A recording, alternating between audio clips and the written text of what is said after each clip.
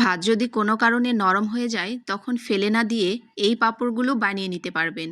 আর এগুলো রোদ ছাড়াই কিন্তু ফ্যানের বাতাসে শুকিয়ে নেওয়া যায়, আর শুকিয়ে এয়ারটাইট বক্সে সারা বছরের জন্য সংরক্ষণ করা যায়। তো চলুন আজকে আমি কিভাবে এই পাঁপড়গুলো তৈরি করেছি পুরো রেসিপিটি থাকছে আপনাদের জন্য। ভাত রান্না করার পরে বেশ নরম হয়ে গিয়েছে, এগুলো আর খাওয়া যাচ্ছিল না। এগুলো ফেলে না দিয়ে আমি তৈরি করে নিয়েছি মজাদার এই পাঁপড়গুলো।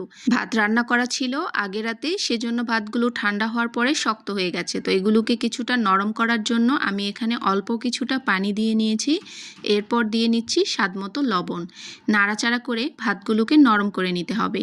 অনেক বেশি নরম করে একদমই পাতলা করা যাবে না। দেখুন আমি কিভাবে করে নিচ্ছি, একটু টাইট করে শক্ত ভাব রেখেই এগুলোকে নামিয়ে নিতে হবে। তো পানিটা পুরোপুরি শুকিয়ে গেছে, ভাতগুলো সমস্তগুলো গলে গেছে। এখন এই পর্যায়ে এগুলোকে নামিয়ে পুরোপুরি ঠান্ডা করে নেব। তো ঠান্ডা করার জন্য একটু নাড়াচাড়া করে এগুলোকে আমি ঠান্ডা করে নিয়েছি ফ্যানের বাতাসে রেখে। এখন এখান থেকে কিছুটা আমি উঠিয়ে নিচ্ছি। আমি কিছুটা ফুড কালার করব আর কিছুটা সাদাই রেখে দেব। তো আমি অর্ধেকটা উঠিয়ে নিয়েছি, তো সামান্য একটু গ্রিন ফুড কালার দিয়েছি। আপনারা চাইলে পুরোটা সাদাই করতে পারেন। দেখার সৌন্দর্যের জন্য আমি এখানে ফুড কালার ব্যবহার করেছি। তো ভালো মতো করে নেড়ে চেড়ে ভাতের সাথে এই কালারটাকে মিলিয়ে নিয়েছি। এখন পাঁপড়গুলো তৈরি করব, তার জন্য এখানে একটি পলিথিন ব্যাগ নিয়েছি। একটু শক্ত দেখে পলিথিন ব্যাগ ব্যবহার করতে হবে। এর মধ্যে আমি কিছুটা ভাত রেখে দিয়েছি। এরপর নিচের দিকে একটা ছোট ছিদ্র করে নিতে হবে যাতে এদিক দিয়ে পাঁপড়গুলো বের হতে পারে। তো এরপর আমি যেখানে পাঁপড়গুলো তৈরি করে নেব তার উপরে আরও একটা পলিথিন ব্যাগ বিছিয়ে নিয়েছি। এর উপরে আমি পাঁপড়গুলো তৈরি করে নিয়েছি। তো দেখুন লম্বা লম্বা করে এরকম করে দিতে হবে। আর পাঁপড়গুলো তৈরি করতে খুব একটা বেশি সময় লাগে না, অল্প সময়ের মধ্যেই কিন্তু এই পাঁপড়গুলো তৈরি করে নেওয়া যায়।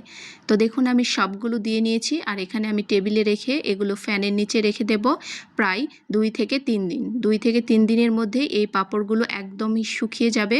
তো দেখুন আমি আপনাদেরকে একটু কাছ থেকে দেখিয়ে দিচ্ছি।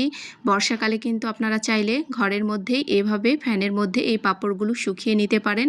একদমই মুচমুচে করে আমি ফ্যানের বাতাসে শুকিয়ে নিয়েছি।